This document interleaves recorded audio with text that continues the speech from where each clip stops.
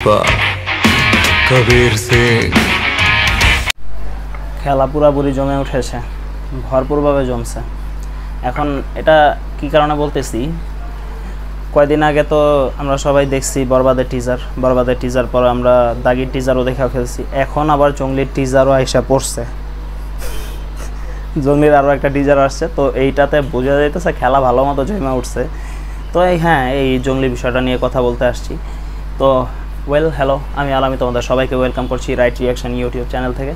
তো চলো এই বিষয়টা নিয়ে একটু কথা বলি। এখন যে জঙ্গলি যে টিজারটার যে রিলিজ হয়েছে, এই রিলিজে একটা ডায়লগ আছে, ডায়লগটা আমার কাছে খুব ভালো লাগছে। সেটা হইতেছে যে যখন সিয়াম আহমেদ বলে যে আমি পুষ্পাও না, আমি কবির সিংও না, আমি হইলাম জঙ্গলি। তো ডায়লগটা আমার কাছে খুব ভালো লাগছে। অনেকজনে আবার তো আসলেও পুষ্পার সাথে, তারপরে কবির সিংয়ের সাথে অনেকজনেই, তারপরে আবার ওই যে দশরার সাথেও কম্পেয়ার করছে যে এটা মনে হয় এটার কপি।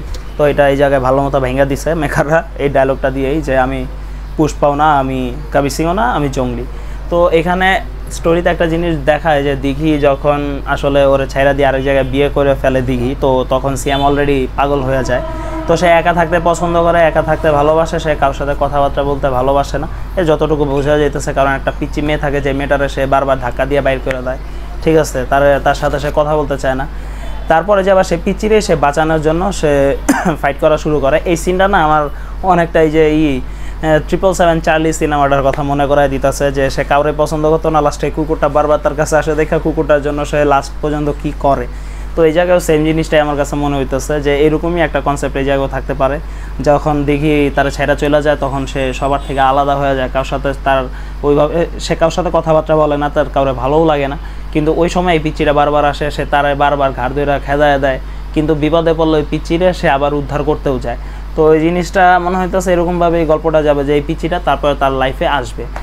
আর এরপরে দিঘিরাও দেখায়, দিঘি না, বুবলিকেও দেখায়। বুবলিকের ওই জায়গায় মোটামুটি ভালো লাগতেছে। এখানে টুকিটাকি 2-1টা অ্যাকশন সিন আছে, যেটা আমার কাছে ভালো লাগছে। অতিরিক্ত কিছু বুঝায় নাই বা অতিরিক্ত কিছু দেখাইতে চায় নাই।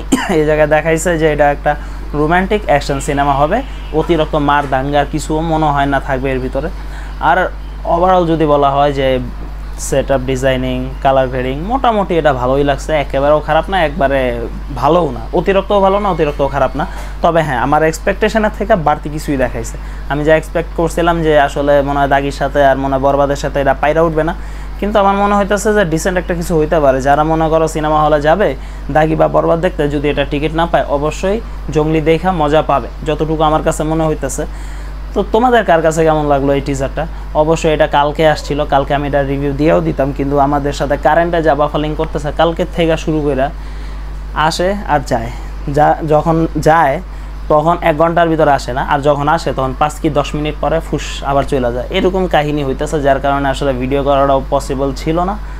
আর রাত্রে যখন কারেন্ট আসছিল, তখন আসলে বডিতে এতটা ধকলও নিতে ছিল না, যার কারণে আর কি করি নাই। যাক ভাই, এখন কইরা দিলাম। ও আরেকটা জিনিস কি, তোমরা তো দেখছো যে বরবাদের যে একটা গান অডিও অ্যাভেলেবেল হয়ে গেছে, অবশ্যই সেটা নিয়েও তোমরা কমেন্টে জানাইতে পারো যে এটা কেমন লাগছে। আমার কাছে তো ভাই খুবই ভালো লাগছে গানটা, ঠিক আছে। তোমাদের কার কাছে কেমন লাগছে কমেন্ট বক্সে জানাইতে পারো। আর যদি ভালো লাগে তো চ্যানেলটা যদি ভালো লাগে আমার ভিডিওটা, তো অবশ্যই লাইক, কমেন্ট, শেয়ার করে যেতে পারো। আর যদি চ্যানেলে নতুন হয়ে থাকো, চ্যানেলটা সাবস্ক্রাইব করো, সাবস্ক্রাইব করে বেল আইকনটা ক্লিক করে অবশ্যই পাশে থাকো। দেখা হচ্ছে নেক্সট ভিডিওতে। ততদিনে সবাই ভালো থাকো, সুস্থ থাকো, নিজের খেয়াল রাখো। আল্লাহ হাফেজ।